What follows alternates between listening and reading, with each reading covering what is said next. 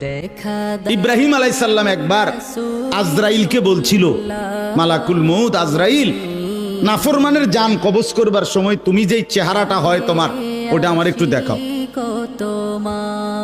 মালাকুল মউত আজরাইল বলছিল, হে আল্লাহর নবী, কসম আপনি এটা দেখতে চাইেন না, আপনি সহ্য করতে পারতেন না। ইব্রাহিম আলাইহিস সালাম বললেন, না মা আজরাইল, আমি এটা দেখুমই, তুমি আমারে দেখাও একটা নজর। মালাকুল মউত আজরাইল কোন পাপী ব্যক্তির জান কবজের সময় যেই বিভৎস কুৎসিত আকৃতি ধারণ করে, আল্লাহর কসম ওই আকৃতি যখন ধারণ করছেন ইব্রাহিমের সামনে, ইব্রাহিম নবী সাল্লাল্লাহু আলাইহি সাল্লাম একটা চিৎকার মাইরা বেহুশ হয়ে গেছে।